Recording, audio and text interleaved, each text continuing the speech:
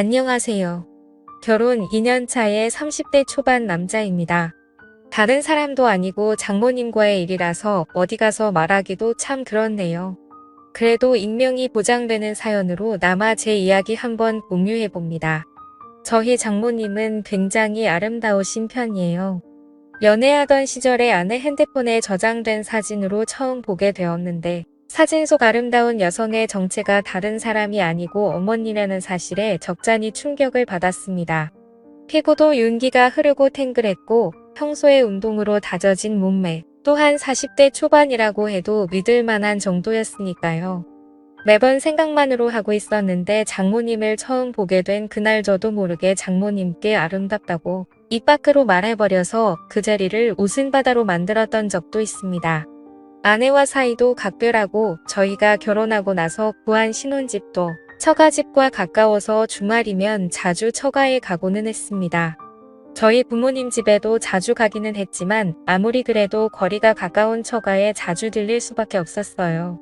장모님은 세련된 외모도 외모지만 특히 음식 솜씨가 너무 좋으셨습니다. 휴일이 시작되는 금요일 저녁부터 장모님 댁으로 가서 일요일 아침에 돌아오는 일도 자주 있었는데 그런 자리가 부담스럽기보다는 나들이 나온 것 같이 소소한 재미였어요. 그렇게 할 수 있는 이유는 제가 잘하는 것도 있을 테지만 장모님 성격이 또 격식 같은 거 챙기지 않으시고 워낙에 자유분방한 성격이라 그다지 큰 거리감을 느낄 수 없던 것도 한몫했습니다. 당시 신혼생활을 시작한 저와 아내의 고민은 다른 게 아니고 아무리 노력해도 아이가 생기지 않았다는 것입니다. 병원에서 검사를 해봐도 우리 두 사람 사이에 별다른 문제가 있던 것도 아니었고 오히려 병원에서도 이유를 모르겠다는 듯이 나오니 정말 미치고 팔짝 귀를 노리시더군요. 계산만 잘해서 날 잡으면 좋은 소식이 있을 거라 했지만 그 이후로도 그렇다 할 소식이 없었습니다. 좀처럼 뜻대로 되질 않으니 가끔은 그냥 넘어갈 법한 문제들도 정말 큰 싸움의 이유가 되더군요. 그날도 이세 소식을 모르시는 우리 어머니의 질문에 아내가 투명스럽게 대답을 했고 그걸 볼수록 다툼이 생겨서 분위기가 좋지 않았습니다. 그날이 마침 장모님의 초대로 처갓집에서 하루를 보내기로 한 날이었는데 최대한 다툰 걸 티를 안 낸다고 한 건데 장모님께서는 이미 저희가 도착하자마자 저희 두 사람 표정만 봐도 무슨 일이 있는 건지 단번에 눈치를 챘습니다. 무슨 일이 있었다는 걸 알게 되니 아내가 그 길로 장모님께 와락 안기며 눈물을 흘리기 시작했고 저는 그 자리에서 대역죄인이 돼버렸습니다. 그래도 쉬러 간 처가인데 괜히 불편해져서 이러지도 저러지도 못하고 있는 와중에 장인어른께서 술 한잔 하자며 저를 데리고 나서셨어요. 그날 장인어른께 한 소리를 듣기는 했지만 힘이 되는 말도 많이 들었습니다. 응원을 받으며 한두 잔 마시다 보니 어느덧 제 주량의 한계를 넘어섰고 그리고 결국 만취하게 되었습니다. 그래도 기분이 좋은 나머지 처가에 돌아와서 자고 있는 아내를 깨워 고래고래 소리를 질렀는데 술 취했으면 잠이나 곱게 자라는 쓴소리를 듣고 저는 혼자 군대 간 처남이 쓰던 방에서 잠을 자고 일어났습니다.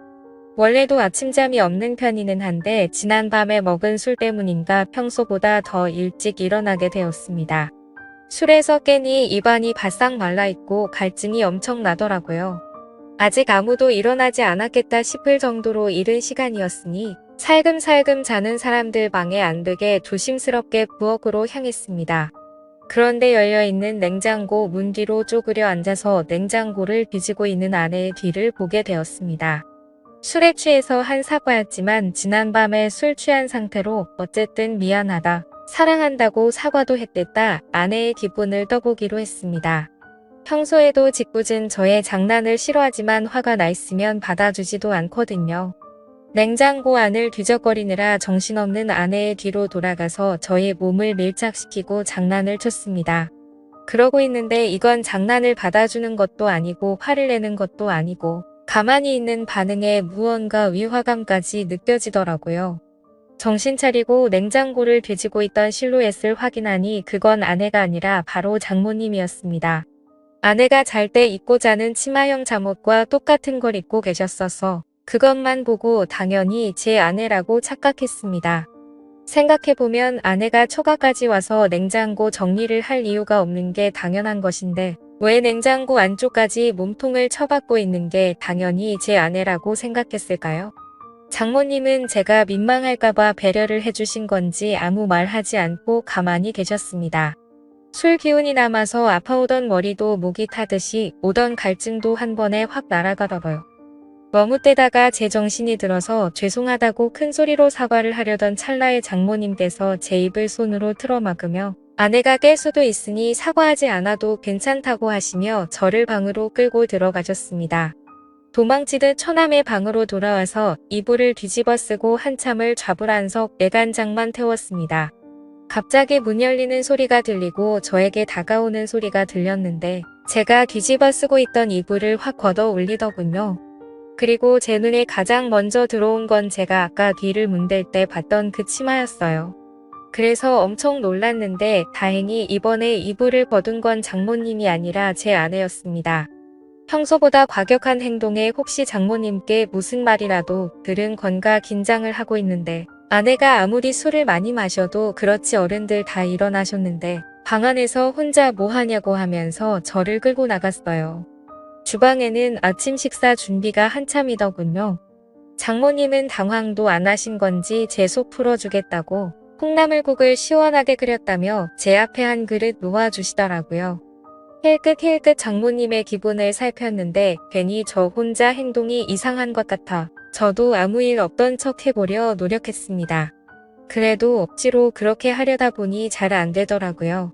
아침 식사를 마치고 가족들이 텔레비전 앞에 모여 간단하게 과일을 먹고 시간을 보내고 있는데 결혼 전부터 결혼 후에도 한두 번 오는 처가가 아닌데도 그렇게 불편할 수가 없더라고요. 처음 결혼 허락을 받으러 왔을 때도 이렇게 불편한 적이 없었던 것 같은데 말입니다. 아내가 다 먹은 과일 접시를 치우고 자리를 비웠을 때 장모님이 제 옆으로 다가와 앉아서는 저에게 알 수 없는 미소를 건네셨습니다. 아내가 돌아오고 나서도 계속 저에게 시선을 주시면서 미소를 지으시는데 그 미소의 의미를 자세히 알 수가 없어 불편하기만 했습니다. 아내가 저를 깨워서 데려 나오긴 했지만 아직 화가 다 풀린 듯한 느낌이 들지는 않았습니다. 말도 안 걸고 저한테 대하는 태도도 몹시 차가웠거든요. 아내는 화가 잔뜩 나 있지. 장모님은 자꾸 알게 모르게 저에게 이상한 신호를 보내고 있지. 그날만큼은 처가에서 보내는 시간이 즐겁기보단 지옥 같았습니다. 맛있는 식사고 편한 휴식이 구간에 어서 빨리 월요일이 돼서 회사로 출근하고 싶은 마음뿐이 없었어요. 그래도 전날 저녁에 마신 것과 술이라고 과일까지 먹고 나니 배가 불러서 잠이 솔솔 쏟아지더군요. 어차피 불편하게 있을 바에야 제가 잠들어 있으면 아무도 방해하지 않을 거라 생각이 들었고 이러나 저러나 눈치 보고 욕먹는 거는 똑같을 텐데 그러면 차라리 전날 저녁에 과음한 거 핑계 삼아 잠이나 자고 방해받지 않은 수면 끝에 집에 돌아가서 빨리 출근 준비를 하겠다 하는 게 이 지옥에서 벗어나는 길이라는 생각이 들었습니다. 그렇게 한참을 자고 있는데 이번에는 누가 저를 흔들어 깨우더라고요. 비몽사몽 잠결에 눈을 뜨니 코앞에 가까이 저를 쳐다보고 있길래 아내인 줄 알았는데 장모님이었습니다. 하마터면 팔을 뻗어서 끌어안을 뻔했는데 정말 화들짝 놀라고 말았어요. 비명을 지를 뻔했는데 이번에도 장모님이 그 가늘고 여린 손가락으로 제 입을 틀어 막으시더군요. 지금은 다들 낮잠을 자고 있다고 하시면서 저를 데리고 어디론가 데려가셨어요. 장모님이 저를 데리고 들어간 빈방은 다른 곳이 아니고 바로 아내가 결혼 전에 쓰던 아내가 자라온 방이었습니다. 매번 방문할 때도 정리가 안 되어 있다는 등 핑계를 대며 저에게 보여준 적이 한 번도 없는 곳이었는데 장모님께서 이번에 저를 위해 열어주신 거예요. 방 안은 깔끔하게 먼지 한 털 없이 정리되어 있었고 그걸 보니 장모님의 손길이 구석구석에서 느껴졌어요. 그 중에 눈에 들어온 건 아내의 화장대 위에 놓여있는 저와 아내가 연애하던 시절에 같이 찍은 사진이었습니다. 그리고 그 옆에는 저와의 이야기를 써놓은 아내의 일기장이 있었어요. 그 안에는 아내가 저를 얼마나 사랑하는지에 대해서 적혀 있었습니다. 아내에게 이런 모습이 있나 놀라고 있던 가운데 장모님께서 아내가 저를 이만큼 아끼고 사랑하니 우리 딸 마음고생 좀 덜 시켰으면 한다고 본심을 말하셨어요.